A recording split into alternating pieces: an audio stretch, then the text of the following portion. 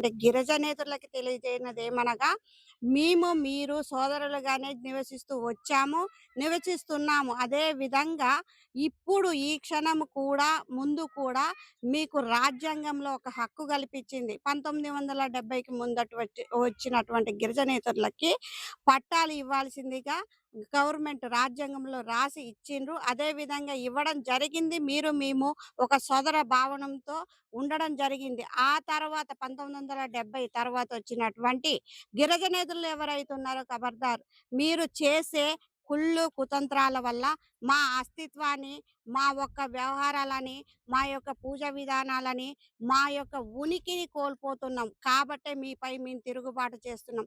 మీరు ఎలా వచ్చారో అలా ఉన్నట్టయితే మేము ఎటువంటి దాడులు మీ మీద చేయకపోయేటోళ్ళం.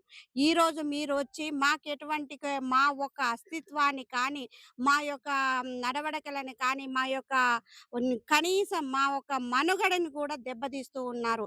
ఏ విధంగా అంటే ఈరోజు ఈ 209 సర్వే నంబర్‌లో మీకు హక్కు లేకున్నా ఈరోజు మా భూమి మేము సాగు చేసామంటూ పోరాటాలు నడుపుతున్నారే, ఆ పోరాటం నడిపే హక్కు ఏ రాజ్యాంగం రాసిచ్చిందని ఈరోజు మీకు నేను క్వెషన్ చేయబడుతున్నాను.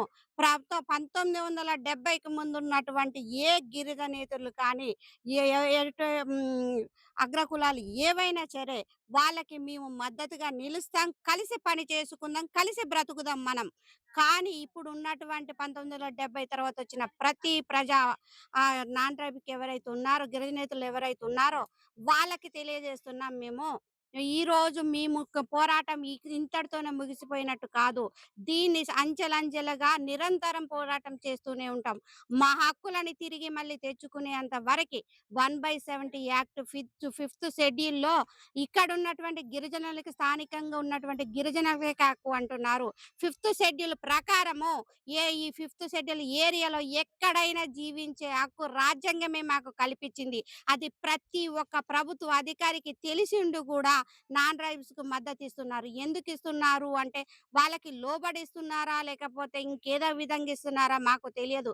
మీరు ఏ కబ మీరు ఎవరైతే ఉన్నారో ప్రభుత్వ అధికారులు ఐటీడీఏ పీఓ కానీ, ఈ ఎంఆర్ఓ గానీ, కలెక్టర్ కానీ, ఇక్కడ ఏజెన్సీ ప్రాంతంలో నిలబడ్డటువంటి ప్రతి అధికారిని మేము క్వెషన్ చేస్తున్నాం. మీరు ఉద్యోగాలు చేయాలి అంటే, మీరు ప్రభుత్వ ఉద్యోగంతో మేము ఈడికొస్తున్నామంటారు. ప్రభుత్వం కూడా రాజ్యాంగంలో రాసినటువంటి ఫిఫ్త్ షెడ్యూల్‌కి అనుకూలంగానే పని చేయాల్సొస్తది.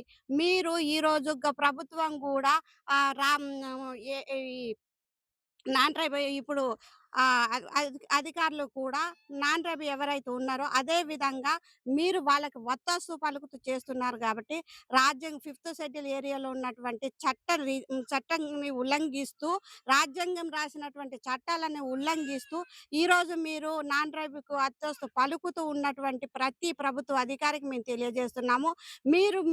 మీరు చట్టాన్ని ఉల్లంఘిస్తూ అది నాన్ ట్రైబ్‌కి మీరు గిరిజనేతరులకి వత్తాసు పలుకుతారేమో కానీ మేము లీగల్‌గా మాకున్న రాజ్యాంగం ఇచ్చిన చట్టబద్ధంగానే మీ మీద ఎఫ్ఐఆర్ చేపియడం గానీ, మీ మీద కేసులు ఫైల్ చేయడం గానీ, మిగతాయన్నీ గూడా మేము లీగల్‌గా పోదలుచుకున్నాము. గట్టిగా ఇది తెలియజేస్తున్నాము.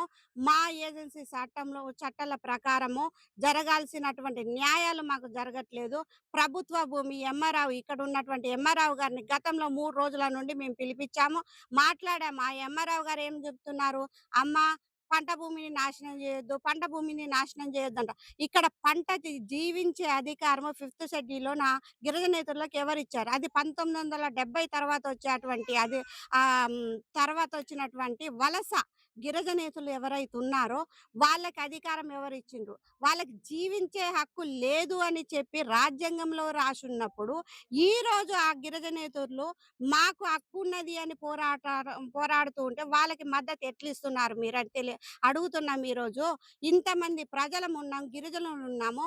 మాకెక్కడైనా ఫిఫ్త్ షెడ్యూల్‌లో ఎక్కడైనా జీవించే హక్కు ఉంది అంటే, మాలో మాకు వ్యత్యాసాలు తెస్తూ లోకల్, నాన్ లోకల్ అంటూ లోకల్ అటువంటి ట్రైబు, నాన్ లోకల్ ట్రైబు అంటూ వేరు ఉద్దేశాలు తెస్తూ మాలో మాకు గొడవలు విస్తీర్ణం చేస్తూ మాలో మాకు ఎడబాటు తెస్తున్నారు. ఎవరు తెస్తున్నారంటే 1970 తర్వాత వచ్చినటువంటి గిరిజనేతలు మాత్రమే తెస్తున్నారు దీన్ని. 1970కి ముందున్నటువంటి గిరిజనేతులారా, మీ మిమ్మల్ని ఒక అన్నగానో, తమ్ముడుగానో, అక్కగానో, చెల్లగానో అడుగుతున్నాను. మేము సానుకూలంగా ఉన్నన్ని రోజులు మనకెటువంటి గొడవలు లేవు. మీరు వాళ్ళకి మద్దతివ్వద్దు. ఈ రోజు వరకు మీ జోలికి మేము రాలేదు. 1970కి ముందున్నటువంటి ప్రతి ఒక్కళ్ళకి కూడా ప్రతి హక్కు రాజ్యాంగమే కల్పించింది. దాన్ని మేము ఏ విధంగా కూడా మేము ఉల్లంఘించట్లేదు. మీకు సోదర భావంతోనే మేము విజ్ఞప్తి చేస్తున్నాము. మనం కలిసి బ్రతుకుదాం. అన్నదమ్ములుగా బ్రతుకుదాం. తోడబుట్టిన వాళ్ళుగా తోడబుట్టకపోయినా తోడబుట్టిన వాళ్ళుగా బ్రతుకుదాం.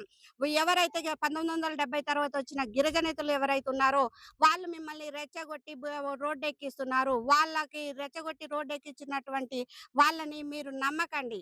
ప్రతి ఒక్కటి గూడా మీరు అధికారికంగా మీకేవి రావాల్సిందో అది వచ్చి ఉన్నది. ఈరోజు వచ్చినటువంటి గిరిజనేతలు జీవించే అవకాశం లేకుండా మా ఒక హక్కులని, మా అస్తిత్వాన్ని కోల్పోయేటట్టు చేస్తూ, మా అమాయకులైన గిరిజనేతరుల దగ్గర లాక్కోవడమే కాకుండా ప్రభుత్వ భూములన్నిటిని కూడా కుల్లగొడుతుండ్రు. ప్రభుత్వ సొమ్ముని కుల్లగొడుతుంటే ఇక్కడున్నటువంటి ఎంఆర్‌ఓలు కానీ, పీఓలు కానీ, కలెక్టర్లు కానీ ఎటువంటి స్పందన లేకుండా కూర్చుంటున్నారు. అంటే ఈరోజు మేమీడ టెంటేసి 209 సర్వే నంబర్‌లో టెంటేసి కూర్చుంటే ప్రభుత్వ భూమి అని తెలిసిందా? ఇన్ని రోజులు తెలియలేదా? ఎందుకు తెలియలేదు? అంటే ప్రభుత్వము ఆ గిరిజనేతరులకి అండలను నడుస్తున్నట్టు గదా! ఈ ఐటీడీఏ పీఓ ఉన్నారు. పీఓకి అతి దగ్గరలో ఉన్న భూమి ఇది. అంటే పీఓకి, ఎంఆర్‌ఓ ఆఫీస్‌కి దగ్గరలో ఉన్న భూమినే పట్టించుకోవట్లేదంటే, మూల ప్రాంతాల్లో అటు కన్నాయగూడెం గాని, ఇటు మంగపేట గాని, అటు మేడారం అవతల గాని, ఇటువంటి మూల గ్రామాల్లో ఉన్నటువంటి భూములను ఏ విధంగా పట్టించుకుంటారు? మీ మీ యొక్క బాధ్యతలను మీరేం స్వీకరిస్తున్నారని మేము నిలదీస్తున్నాం ఈరోజు. ప్రభుత్వం ప్రతి ఒక్క ప్రభుత్వ నాయకులకి, ప్రభుత్వ అధికారులకు తెలియజేదేమనగా ఏజెన్సీలో ఉద్యోగాలు చేయాలంటే ఫస్టు ఏజెన్సీ చట్టాల గురించి, ఫిఫ్త్ షెడ్యూల్ గురించి, 1/70 యాక్ట్ గురించి, పీసా యాక్ట్ గురించి తెలుసుకొని మీరు ఉద్యోగాలు చేయవలసిందిగా మేము కోరుకుంటున్నాం. తెలియనటువంటి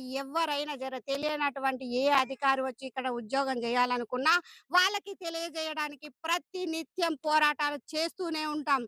మా యొక్క వ్యక్తిత్వాన్ని, మా యొక్క జీవన విధానాన్ని, మా యొక్క అస్తిత్వాన్ని పోగొట్టుకునే విధంగా మేము సిద్ధంగా లేము.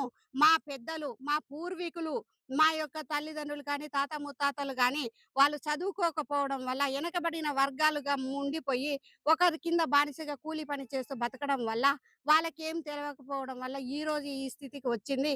దానికి కారణం ప్రభుత్వ అధికారులే. ప్రభుత్వం చేయాల్సిన పని కరెక్ట్‌గా జరిగి ఉంటే ఈరోజు మాకీ పరిస్థితి వచ్చేది గాదు. ఇప్పుడున్నటువంటి ప్రభుత్వానికి మేము తెలియజేయనిదేమనగా, ప్రభుత్వం అంటే రాజకీయ నాయకులకి కాదు. మేము ముఖ్యంగా నిలదీసేది గవర్నమెంట్ అధికారులను మాత్రమే. ఎంఆర్‌ఓ గాని, కలెక్టర్ గాని, ఎంపీడీఓ గాని ఇటువంటి అధికారులు ఎవరైతే ఉన్నారో వాళ్ళు స్పందించకుండా ఈ విధంగా ఉన్న కొద్దీ దీన్ని ఇంకా తీవ్రత స్థాయిలో తీసుకపోయి మా మిగతా జిల్లాలు, రాష్ట్ర స్థాయి నుండి కూడా మా జనమన్నది ఇక్కడికి వచ్చి ఈ పోరాటాన్ని ఇంకా ఉధృతం చేయడానికి సిద్ధంగా ఉన్నాము. మేము ప్రతి ఒక్క విషయంలో కూడా మేము ఒకటికి 2 సార్లు తెలియజేస్తన్నాము. 1970కి ముందొచ్చినటువంటి ఎటువంటి గిరిజనేతరుల జోలికి మేము పోము.